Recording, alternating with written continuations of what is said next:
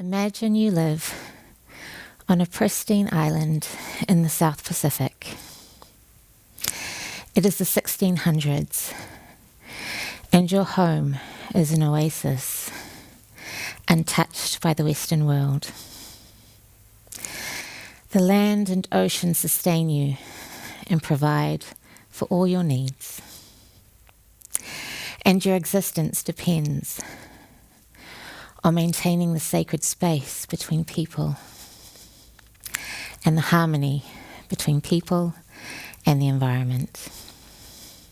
One evening you walk to the water's edge to gather your nets from the blue Pacific Ocean, the white powdery sand firm beneath your feet.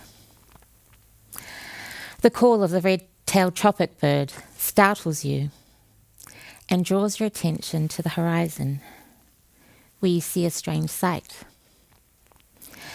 The boundary between sea and sky has been pierced, burst open by some kind of sea vessel. As it draws closer, you realize the people on board have travelled from an unfamiliar land. Their appearance, their language, their ways are completely different to the world you know. This is one explanation as to how Europeans came to be known in many parts of Polynesia as Bālangi, Papalangi, or Kaiwalangi. Ba meaning burst, and langi meaning sky or heaven. So the word we use in my heritage language to describe white people is a word that literally means burst through the sky. And because many of the first Europeans we came into contact with were missionaries, another translation for the term is burst through heaven. Now there is some debate about how the word came into existence, who invented it and when it was first used. But the point is, it's a word we still use to this day.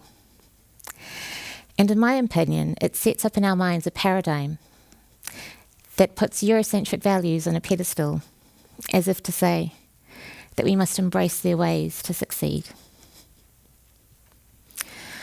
I am a daughter of the Pacific diaspora. My maternal grandparents came from Samoa, and my paternal grandparents grew up in Fiji. This was before both countries achieved independence. They, along with many families in the South Pacific, migrated to New Zealand in the 1960s, where Māori, the indigenous people of the land, our Polynesian cousins, were also being colonised. New Zealand was known to us as the land of milk and honey, a promised land of natural abundance and endless opportunity. They migrated in their tens of thousands, leaving their homes, their communities, their ancestral lands, to work on the factory floors, in freezing works, or as cleaners, all in the hope of a better future for their children. Embrace their ways to succeed. My parents were young when they migrated to New Zealand. They moved to Auckland, and while they remember the excitement of moving to a big city, they also recall the fear they experienced in the 1970s when discriminatory immigration policies led to targeted raids on the homes of Pacific families, a practice for which the New Zealand government issued a formal apology 50 years later. Despite challenges such as these, my parents, who are people of faith, found a new community in the church. They also managed to gain their qualifications, become business owners, and start a school, where over the course of 25 years, they gave thousands of Māori and Pacific youth a second chance at education. I grew up very acutely aware that I had opportunities that my parents didn't have, and opportunities my siblings didn't have. When my older brother and sisters finished high school, they went straight to work to help Mum and Dad put food on the table. My older brother pulled early shifts at the airport to pay for my fees at a prestigious school on the other side of town.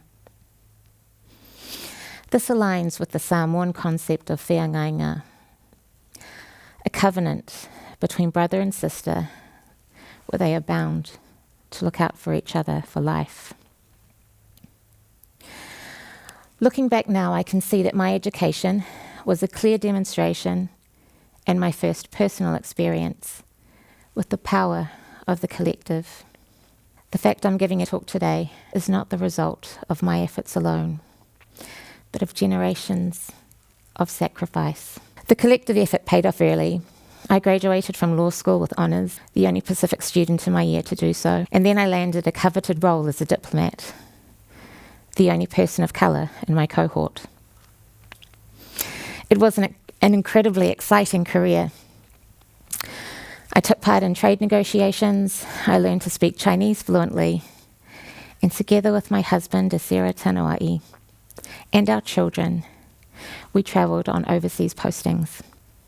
As a first generation Pasifika New Zealander, representing my country of birth was an incredible honour, and the realisation of my family's hopes and dreams. But when I entered the workforce, I entered an environment that didn't reflect me. And although no one told me to do this, I started to de-emphasise the parts of myself that were different. I dressed in black and grey. I wore my hair slicked back, all in an effort to look as professional as possible. I didn't want to appear ethnic or feminine. I just wanted to be judged on the quality of my work, and so I hid in plain sight. I spent so much time trying to prove that I was as good as anyone in the mainstream, but because I was suppressing part of who I am, I wasn't operating at my full capacity.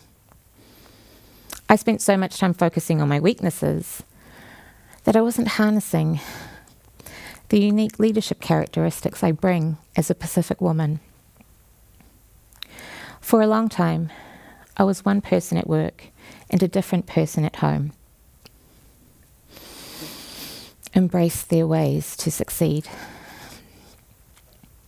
This inspired me to write a web series called Misadventures of a Pacific Professional. It's about my experiences in the workforce, and the main character is a woman named Alofa, an executive in her company, who constantly bumps up against unconscious bias. Now, this is a mental shortcut that our brains take to help us process information quickly. The trouble is, it can lead us to jump to the wrong conclusion. Throughout the series, my character is mistaken for the caterer, or someone's wife, or someone's daughter, when she's actually the one in charge. I too have had encounters where people have made the wrong assumption about me. Throughout my career, I've constantly had to prove that I deserve to be where I am. Most of the time, these awkward situations would end in laughter. But there's a point where incorrect assumptions go beyond a joke. And that's where cultural misunderstandings can have a real impact on career progression and earning power. According to Statistics New Zealand, the two lowest paid groups on the pay scale are Pacific men and Pacific women. In 2020, the gap in average hourly wages between New Zealand European men and Pacific men was 24%. For Pacific women, it was 27%. Analysis from the New Zealand Treasury shows that the Pacific pay gaps are substantial, persistent, and have not changed significantly in 10 years. Like the gender pay gap, the Pacific pay gap manifests itself in two ways. The first is the horizontal pay gap, where two workers are paid differently for the same work. And the second way is the vertical pay gap, where people are offered different opportunities on the basis of bias, unconscious or otherwise. An example of an incorrect assumption that Pacific people often encounter is the perception that we are quiet. This can often be misinterpreted as disengagement or disinterest, when it could simply be that the person in question will find another way to make their voice heard. Throughout my career, I've been regarded as a quiet person. I've actually had coaching to train myself out of this. And while I was receiving training to speak up, I often wondered whether my colleagues who dominated conversations were being trained to listen. I had internalized the assumptions about being a quiet Pacific Islander and what this supposedly meant about my performance. So I tried very hard to change myself to fit the mold. Embrace their ways to succeed. While I reached a certain level of success, I found myself bumping up against a glass ceiling over and over again.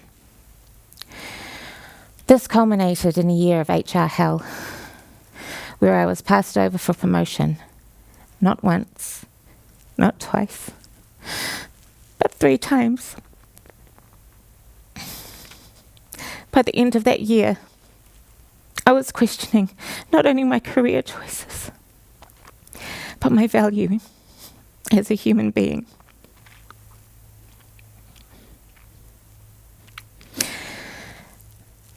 Now, learning to cope with disappointment at work is something we must all face at some point in our careers.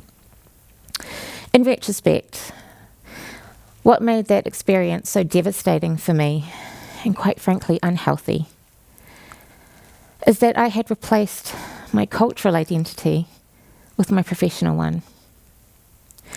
And I had attached my value to my job title. So I decided never to do that again. Why did I need my job to tell me that I was a leader, when my family and my community have already told me that that is who I am?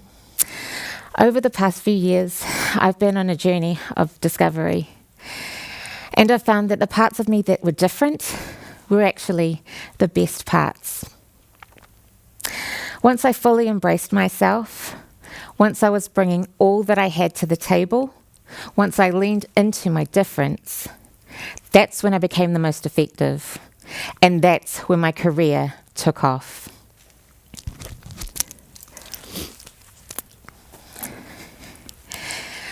Embrace yourself to succeed. Rather than changing myself to fit the mold, I've now realized the power in breaking it. The flip side to being quiet is that listening is my superpower.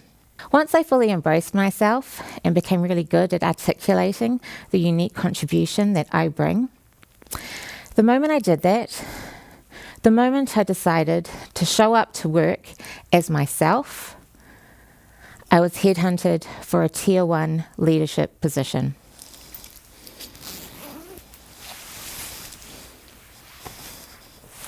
Now I work in a sector that values humble leaders and an organisation that is working towards systemic change through the law. There is a lot that needs to change at the systems level to ensure that bias does not persist in the workplace and in the ways that different communities are treated in the health, education and justice systems.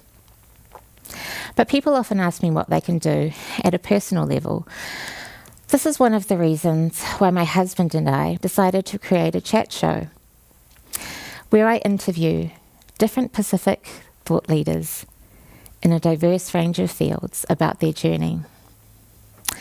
We wanted to inspire the next generation of Pacific thinkers, like my daughters, so that they can see themselves reflected in positions of authority and that they can learn how to navigate walking in two worlds without losing the essence of who they are. Navigation has played an important role in the history of Pacific peoples. For thousands of years, my ancestors traversed our vast ocean continent using their knowledge of the stars. They had no need for compasses or GPS. Their only navigation tool, a tatau, a tattoo on the back of their hand. They would use the markings and the stars to find their way. Today, I proudly wear a tatau on the back of my hand, a physical representation of my culture in a highly visible place. I wear this reminder so that if I ever question my worthiness, if I ever question my sense of belonging, if I ever lose my way again, at the glance of my hand, I can find my way back to me.